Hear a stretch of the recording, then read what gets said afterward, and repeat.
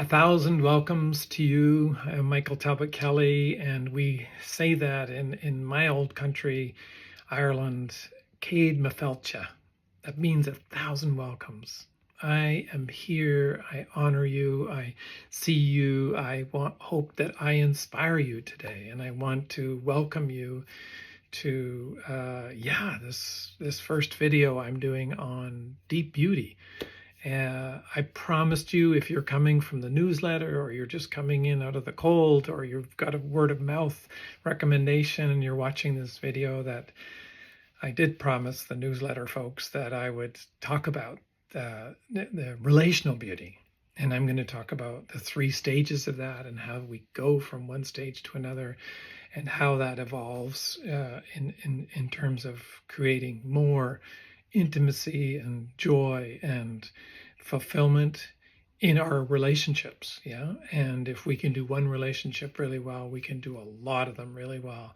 So I'm excited to share that with you. Before we get there, though, I want to just zoom back up, come back to the top of the tree of life, come back to the top of the cedars or Douglas firs or hemlock if you're out here in BC, or it could be any other kind of tree, depending on where you are.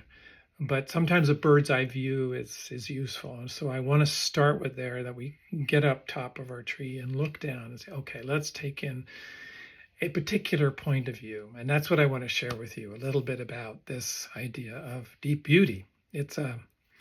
Think of it as, I'm going to open up some doorways to aliveness, to that joy and that intimacy and that fulfillment that maybe you didn't even know existed. And so we're going to jump right in. So I want to talk to you. I've got my notes, so I'm going to just use them in the background. You'll see me looking away and looking back. But I'm here with you. I promise you, I'm here with you. I'm super excited. So here we go.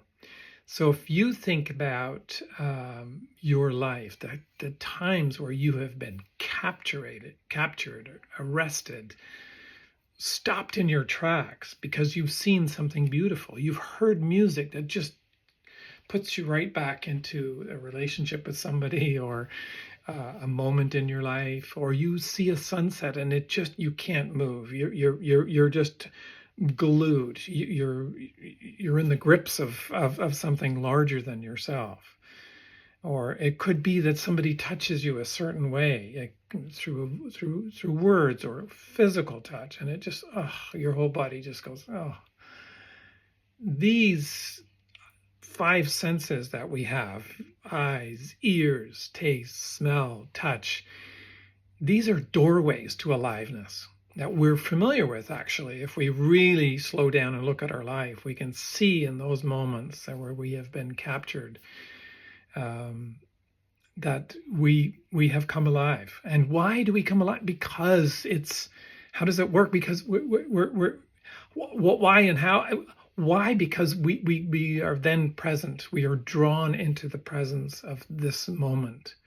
And in the presence, it's where everything happens. When we become present, we're not in the future, we're not in the past, we're not in a story, we're not dissociated, we're not buried in grumpiness or when we're really connecting with what's going on right now, we are called into the aliveness that is, they're like doorways all throughout our whole lives, and I'm going to talk about that because there are 13.7 different kinds of deep beauty, and the deep beauty to aliveness. And what is the aliveness all about? The aliveness is about us having more joy, even bliss, us feeling that interconnectedness, us feeling that intimacy with life, like really up close and personal, but feeling that deep resonance and a kind of quiet aliveness.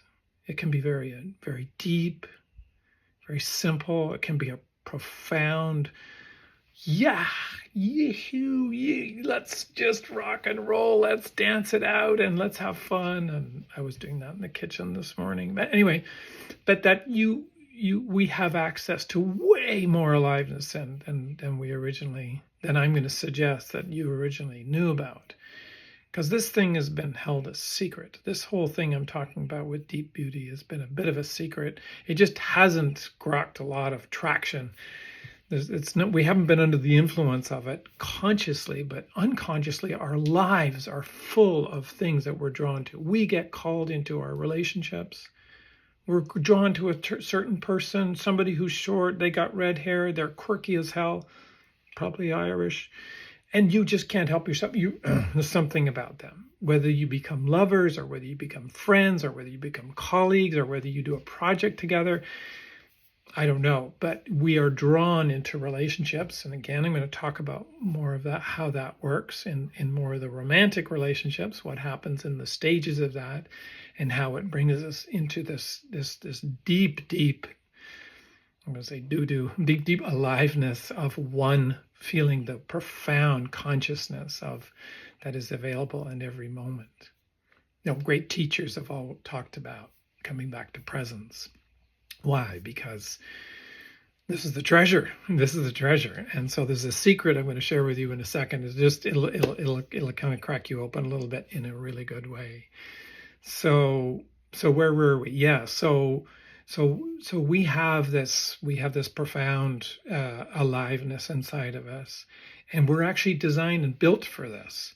We actually have 13.7 different kinds, and when we become conscious of these different ways in which we can open up these doors or these eyes, then we can let more and more of this, we can trust more and more in life, but we can also be willing to be courageous about bringing more of these alivenesses into our life.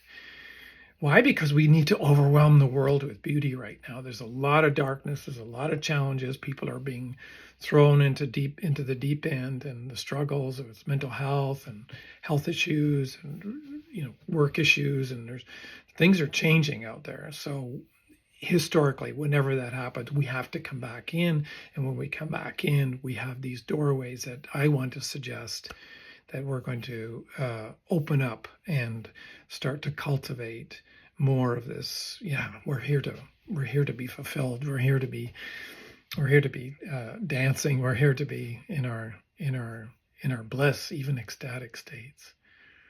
So just checking my notes here. So there's 13.7 different kinds. That's going to be turned into a book, which I've been working on for years. But I want to read you a little tiny excerpt that I'm excited to share with you, because it is a multimedia kind of book. It's kind of fun.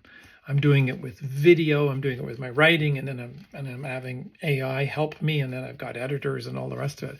But it's going to be talking about these 13.7 different kinds of deep beauty that I'm also going to drip out in a newsletter 1 month at a time. So the first one is Relational Beauty. We're going to talk a little bit about that in a second, and that's okay, maybe 2 seconds, but that's going to be the first one.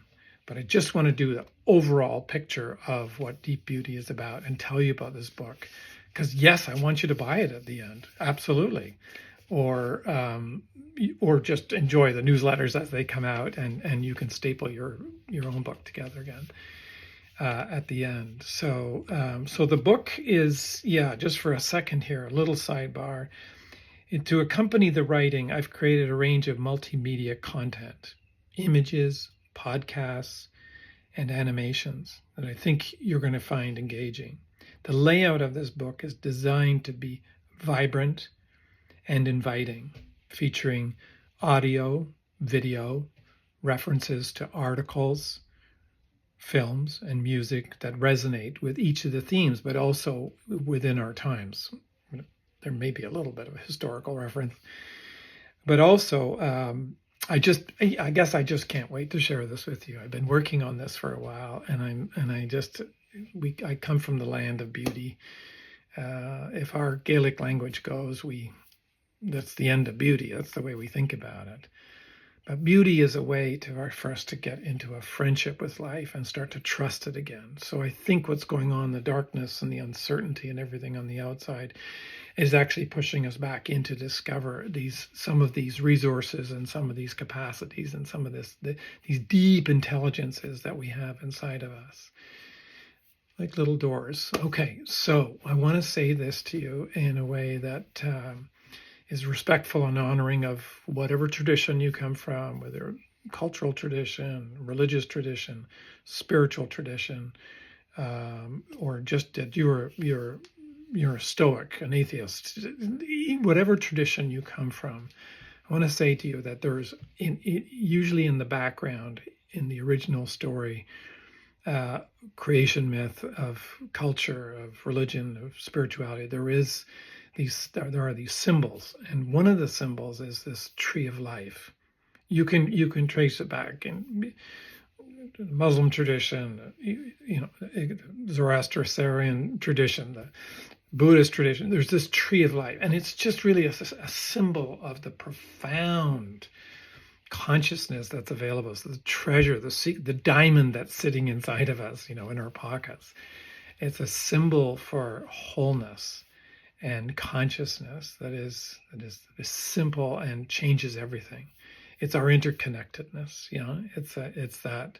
And when we're dialed into that, when we're in touch with that, that's what meditation is all about. It's ritual, culture, practices and songs, and just to come back into that rhythm, right? Any beautiful country song that is your favorite, or Neil Diamond like mine.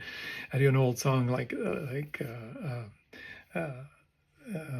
any of his songs. I can't think of any right now, but any of his songs, that was a time and place for me where it was a whole lot of Blissikins so I remember Neil Diamond as part of that. But it could be Cat Stevens, it could be some of our Adele, it could be some of the beautiful modern songwriters. Of course, I'm aging myself here. I love Johnny Cash and Cat Stevens and all those guys too. But anyway, I'm digressing. The point is that just does something for me. And so what we're doing is talking about in behind these songs, and in behind this, what happens with those songs, it brings me into this interconnectedness with myself, and then I'm present and I feel and smell and sense this kind of calm alertness, this aliveness that is there.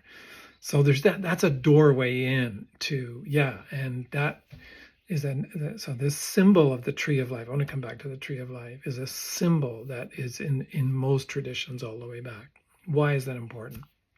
Here's the rub. Here's the secret. Actually, let's just take one example of words. Do you remember the Garden of Eden? The Genesis in the Bible. There's a tree that they talk about is the tree of the knowledge of good and evil. And of course, Adam. There's a great story there. If you really understand the deeper underpinnings of it, it's a fabulous story. But it's all skewed and interpreted in weird ways. No offense to anyone, but there is another tree there, turns out, in the Garden of Eden, paradise, right? This is what we're talking about. And the other tree is the tree of life. And the tree of life is the part that we have this tree of life symbolically in all these different cultures, all these pathways back to our beginnings. The original cultures as well, same in Ireland, we have a Celtic tree of life, Aboriginal tree of life. We have, in India, in China, like everywhere you go, religion, culture, there's this tree of life. What is that about? Like there is the water of life, right? There's these ancient symbols. So the tree of life is actually that represents this profound and simple consciousness of our interconnectivity, the oneness of life, the symbol of God, a symbol of our unity consciousness, and it's our treasure. So here's the rub, and here's the background, and here's the secret that I want to share with you that I've discovered in my own studies for 45 odd years here now, is that you and I are this tree of life. We are this consciousness that is available to us, but we have been conditioned and educated and traumatized and battered about and pushed around by the winds of time and on pounding waves and the infinite ocean of samsara and karma and all the rest of it. We have been battered about. The truth is, when we work through those challenges, when we come back into our original nature, we start to cultivate our tree of life. And I'm going to show you how we do that. You start to come alive again. You may have a scar or two. You may have some mental health challenges. You may have some relationship stories that didn't go well. You may have some career challenges. That's all part of it. That's the grit. That's part of what you had to work through in this lifetime to come back to yourself. Well, the self is a symbol of the tree of life. So here's the rub. We are the tree of life. Two trees, two branches. I'm the trunk. My body is the trunk. I've got two roots, two legs that go down, right? The energy goes down at nighttime, and then comes up during the other leg and during the daytime. We have energy. We're connected with our roots, right? So that's good self-care practice. So when we cultivate a healthy relationship with self, body, mind, soul, self-care, cardio, meditation, yoga, painting, playing songs, knitting, all those things that we do, we get dialed into this beautiful rhythm, this beautiful consciousness, because we're dialed into the tree of our life. But then we have to go out into the world, into our branches. So we have two. We're built like this, right? So we're built and designed to these branches. And then on the end of these two main branches, we have other branches that branch out. So these are the branches of relationship on this side. And this is the branch of career. Some of you have heard me talk about this before.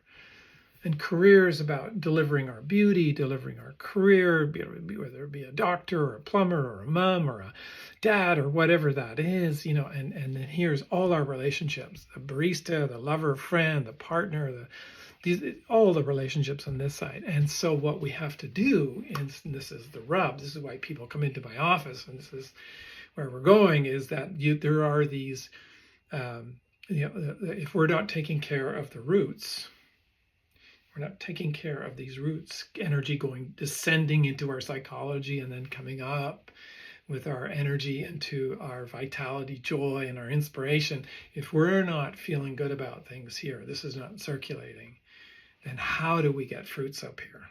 We can't. It's very difficult. It's not sustainable. So no roots, no fruits. You've heard me say that. So this is one of the ways of we can cultivate and open up the design that we are, the body, mind, soul system. The mind is brilliant. The body's brilliant. Our souls are telling us all the time how our souls are dedicated to delivering this cargo of beauty that you have warehouses full of in your body, in your soul. The soul needs to have beauty and joy and meaning and being on purpose and contributing and mattering and really making a difference, right? And it's a destiny that we're interested in. The soul is that's its intelligence. It's dedicated to that justice of that wholeness coming out into the world. And the mind is designed to serve that. And the body is designed to serve that. And then there's this beautiful, anyway, I digress a little bit. So the tree of life, this is our secret. We're designed for this. And these 13.7 deep beauty, I'm going to open up these doors for you. I'm going to each one of them is a doorway into this aliveness that you can access in your lifetime. And some of them, because beauty means to be called, we're called to a certain sound. We're called to a certain Picasso, it's not a Rembrandt. We're called to visuals that fit with us. We don't all like the same thing. We're called at lunchtime to fish and chips or a burrito or a salad, whatever it is. So beauty means to be called. So these 13.7 doorways are callings into this intimacy with our aliveness. Now can you see? Do you sense where I'm going here with this? The excitement about it? I know I'm going on and on a bit, and I know I'm going to get to relational deep beauty just to give you an example of this, how that works. But I'm super excited. So what kinds of deep? There's psychological deep beauty. There's a collateral deep beauty, which is like a silver lining deep beauty that happens when you work through a process of depression, come out the other side. You're more conscious with post-traumatic growth or post-traumatic beauty, if you will. There are village intelligence beauties that where when we're all working together doing the common good, and we can get stuff done. Corporations can do that, organizations can do that, countries can do that. So when there's so many. There's the beauty in nature when we're connected with nature, right? Our inner nature, which is we're called second nature, and there's outside nature. That's a zzzt, that's a beautiful relationship there. Beautiful relationship with the dark beauty. Dark beauty is something that, yeah, we have darkness inside of us. It's not necessarily evil, but could be if we don't honor it, we don't work with it, we don't get called into the depths, and we don't go into the depths. It can get pretty dark inside of us, and we can get very isolated with our sadness and our vulnerability, and be very disconnected from people. And COVID and so many things post-COVID has shown us that. I mean, it's pretty desperate right now, isn't it? There's a lot of pain and suffering, and this mental health epidemic is not going to go away. And part of what I'm trying to say with the Deep Beauty book is that we can work with nature. We can work with the darkness that we're called into. The depression can be from a breakup. It can be from, drinking too much. It can be from trauma. But we're called into. We need to be willing to face those dark passages. Why? Because in darkness is not all evil. There is some evil in the world. Let's just say that out loud. There's some people doing some pretty nasty things, but most of the darkness that we have is generative. What do I mean by that? Well, think about at nighttime, we go into this ceremony, we have these dreams, we're in our darkness, we're in this deep, deep, soulful place, and we come back out with these images that are there and dedicated to, like little breadcrumbs to free us. Yeah? So the darkness of a womb that gives birth to a baby, the darkness in the nighttime sky that just lights up all the stars, that without that back, we couldn't see. So darkness in nature that pops up all this beautiful stuff all the time and has its cycles and has a way of just delivering deep beauty 24/7. So need I go on? So the darkness is a call. So dark beauty, or the dark horse, even somebody who's got a bit of an edge, we can be attracted to that. So these are some of the different kinds of beauty that I want to talk about. I'm going to drip out once a month over the next little while, and that's the opening comment. Now I want to talk about relational beauty. Bear with me. I know we're 23 minutes in. Just bear with me a couple more minutes. So the 3 stages of relational beauty. What's relational beauty? Relational beauty, you're drawn to somebody.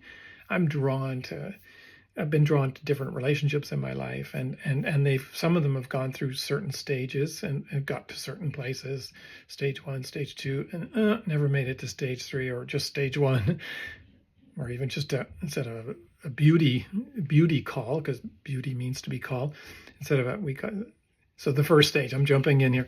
The first stage of relationship is really, we've all been there. We hands down, and sometimes a lot. I had a buddy of mine that's no longer with me, and the number of infatuated first 6 months kind of relationship that he had, the honeymoon phase and all the rest of it. He had, he was a skipper in the Caribbean, and he had week-long relationships, and that's more like a booty call than a beauty call. But that first stage can be anywhere from a night together to maybe 6-9 months, and there's a lot of good things. It's pretty intense. We're all very attached, we're all over identified, and we're very much in our body, and we think this is it, and there's just oneness, but it turns out that stage is not sustainable. Yeah, because then let's say 6 months comes around, things start to get ugly. You're entering into the second stage. The second stage is where I see my stuff, my mother's complex, the stuff that I don't like about myself, and I push away inside myself. All of a sudden, is busting out in front. I'm looking at it, and I'm looking at my partner. And I've done this in many relationships, and so I've gotten past the first stage, and I'm in the second, and I'm trying to work with. So the love in the beginning, like think Romeo and Juliet, now turns into work. It turns into a lot of work. By the way, you don't want to do Romeo and Juliet too long, because they both suicided for each other, right? That's just the stage. That's what I'm saying. So the dying is, you got to die into the next step, the next phase.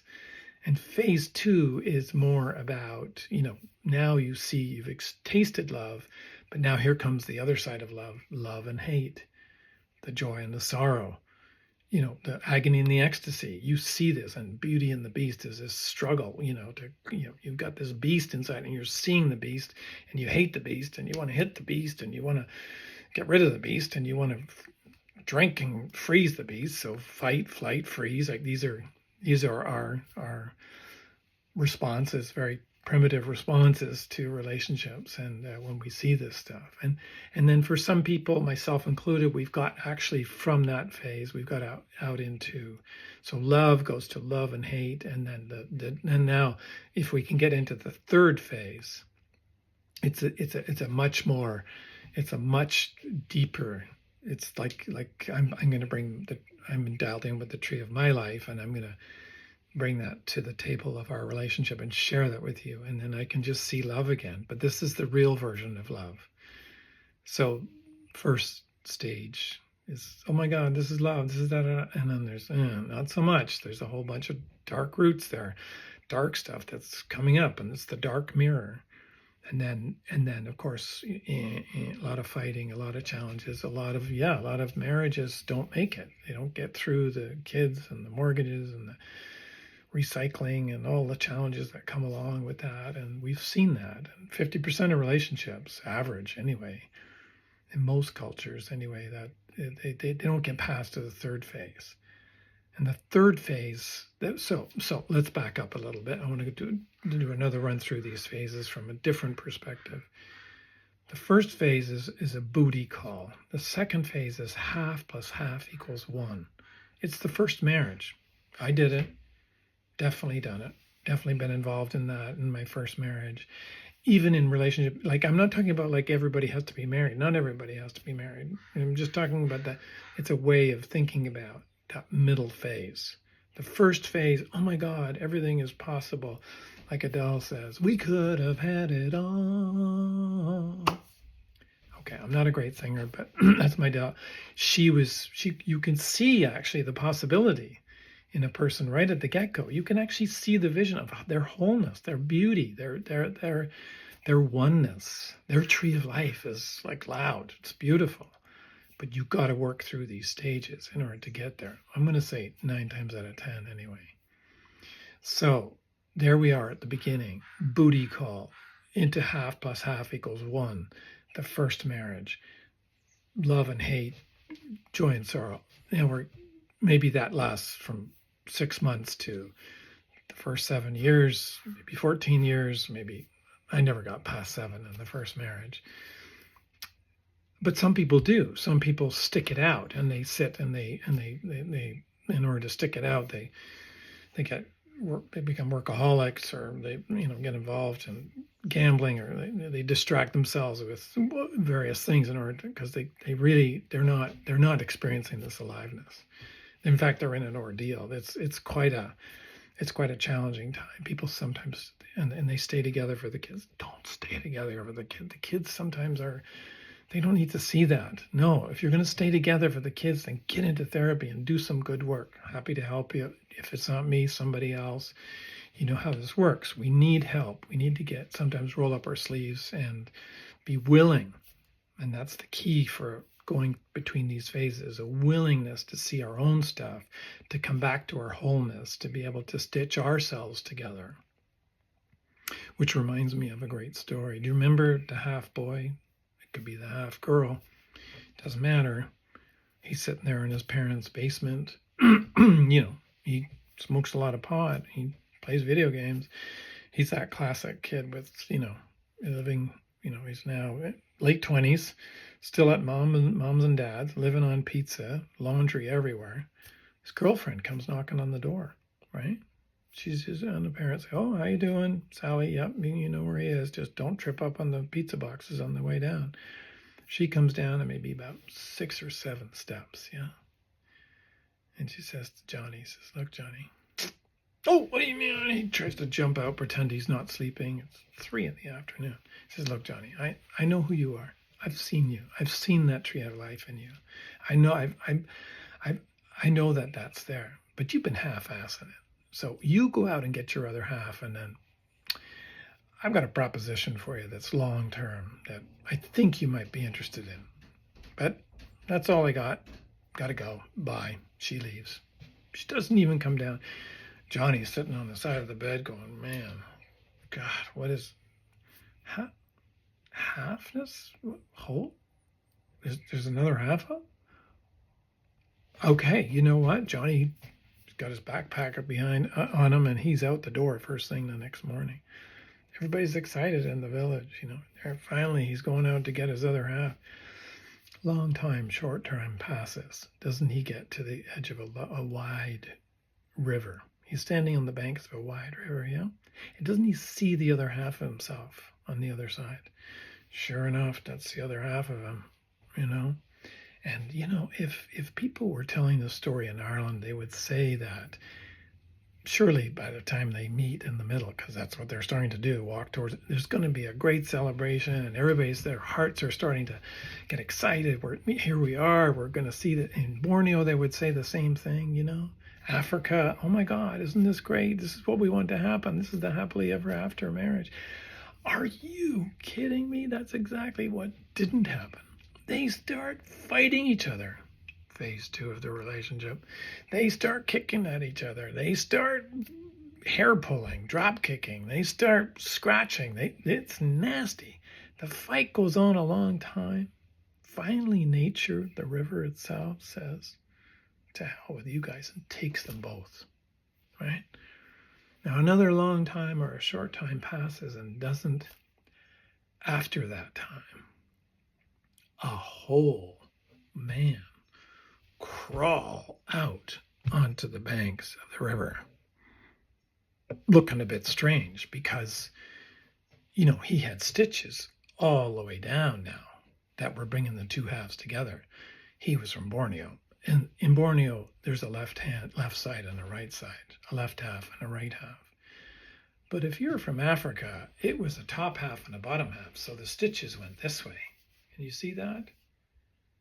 Now, if you're from Ireland, which I am, the stitches would have been diagonal and weirdly cut like that. So there would have been the 2 diagonal halves, But either way, you can imagine that this particular being, this man now, not with the 2 halves, has got to figure out how to walk. And he doesn't know how to really, in fact, he's on all fours. He's now, he's up on it. Now he's really wobbly. Not a lot weirdness, right?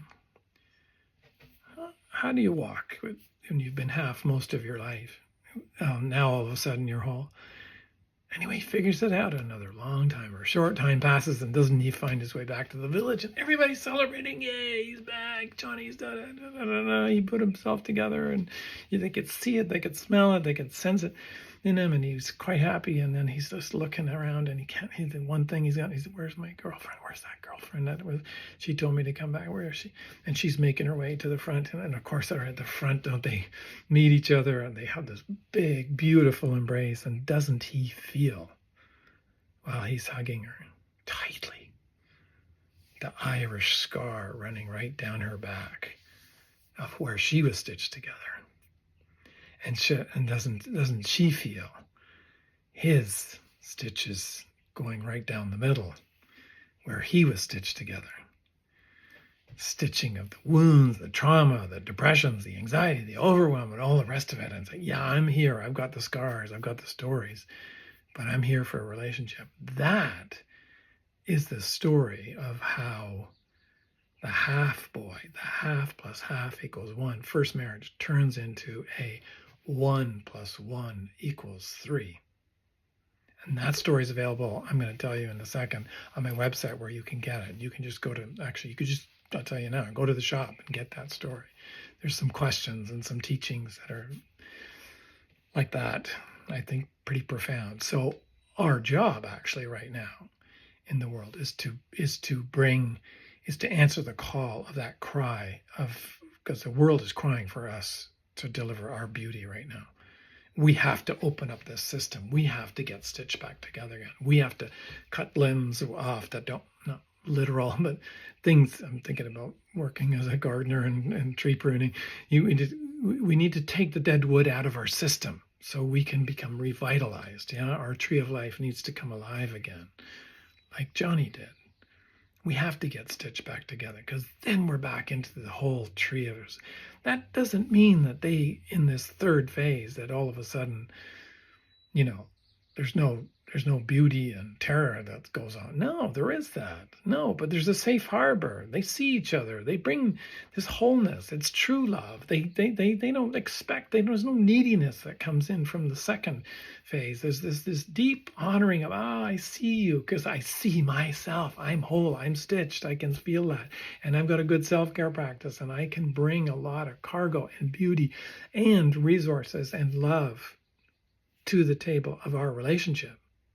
Table of our relationship is the 3. 1 plus 1 equals 3. Middle phase, half plus half equals 1. First marriage, second marriage, 1 plus 1 equals 3. You get the numbers. It's math. It's Irish math. It makes sense, right? We know in science when the sum is greater than the individual parts. There's actually, now we know that it actually is a real life phenomenon. Anyway, I digress.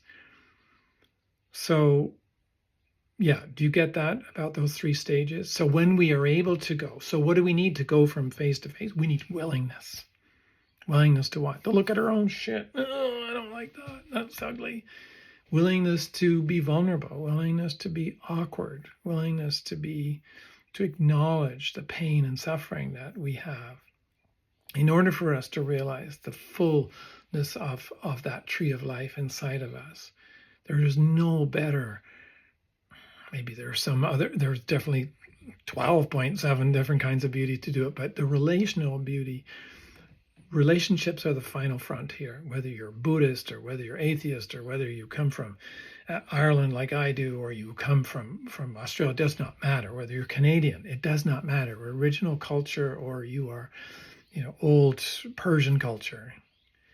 Saw a great storytelling thing on a Persian cultural story last night. Anyway, that wherever you come from, the beauty of relationships is that's the final frontier, said Rilke. We love to bow down to something larger than ourselves. The ego does, actually. It really does in the end. Also, Rilke said that. But it's also that is the fire of transformation. So relationships can be such a boon to get at this tree, this aliveness, this wholeness, and this vitality, and this cargo of beauty that we need to contribute, deliver. It matters. We need to get it out before our lifetime is done, right? So if you can do this one relationship, as really well, you can do all the other relationships. And life is nothing but relationships. I'll have to talk some more about that when we come down to the actual chapter going out. So what do I want to say to you about this? I want to say to you that, you can, here's what you can do. One is you can download the half boy story. Yeah. It could be a half girl. Don't get confused about the gender. It could be a two-spirited person that's now coming back to get the whole other two-spirited back to them within themselves, so that they're feeling, actually probably a two-spirited person, I never thought about that, is probably already stitched together. Let's put it that way. Anyway, so do want to know that, I do want you to know that there are a couple of programs. One, you just reach out to me, message me, see if this makes any sense. But there's a couple of things you can do. One, you can just go to my website and book a session and see if some of this really, you want to talk about getting to that third, the second marriage, the third phase of relational beauty. But I have two programs. One is got to do with you becoming whole first, right? You getting stitched together. And that's called I Am One program. And that's very intense, lots of assignments. It's full of rituals, full of work. Yeah, I'm going to look at your dreams in the microscope. I need to know exactly what's going on the inside, and it's a process that you're going to go through. That is, it's really challenging, very intense, not for everybody, and it's more expensive than just one-on-one, but it is sometimes the right thing for the right people at the right time. The second option is that you sign up for, so I Am One program stitches you back together, basically, so you can then step into a relationship or attract people that are whole instead of attracting people that are half-assing it, that are not even trying. They're half doing up their shoelaces. They're half, they're the half of the. If you keep attracting a half, then it's because you're not whole. We need to get you stitched back together again. So that's the I Am One program. Second option, for couples listening to this, two people or two of you would like to consider coming in, you could consider doing this intense We Are Three program. Yeah, it's intense. It's got lots of assignments. You do a lot of work. I want to know there's individual and couple work. It's pretty rigorous. Just saying again out loud, and a lot of my time, a lot of focus, and I love doing this. But it happens. Both programs happen between 3 and 6 and 9 months, depending on the person, depending on all these variables. But that's a way for you to access the 1 + 1 = 3 relationship. And but again, within that, if you're not stitched together again, that's going to be the first part of that program. So one-on-one with me, just call me if you're interested in any of this. 2, there's the programs. I am one. We Are 3. Or you just want to download the Half Boy Story, or you want to sit with all of this and see what your psyche, what your soul is saying. Your soul will know if it wants to come in and do this work, and if we're a good fit. And sometimes just having a free 20-minute conversation can be helpful around that. Okay, so those are my offers. The last thing is, I promise you, I'm letting you go. The world needs the deep beauty that you're carrying. In fact, it's crying for it. And it's not about you becoming someone else. Not about, I got to become this best self. No, it's about you being courageous enough to be yourself and dial into what you were built for, and to access the beauty of your essential qualities, your gifts, your true nature, what you're always been interested in, your ultimate concern. It's really about you showing up with all of you to this. And am I excited about this? Yeah, because my teachers taught me that what we need to do more than anything is we need to overwhelm the world with our beauty. What is the beauty? The beauty is that aliveness and the joy and the ecstasy, even the bliss. Joseph Campbell said, follow your bliss. This is a little bit what we're talking about. But also we have to move from this place of the whole tree, the interconnectedness and so we can have that intimacy with life itself and with our partners, and in the end have this fulfilling life that is, yes, contributive, it matters, it's meaningful, it's purposeful, it's a destiny, and it's not just about your career choice or a relationship choice. It's about the whole enchilada. Yeah. So or the whole fish and chips. Anyway, any of that appeals to you, reach out to me. Bye for now.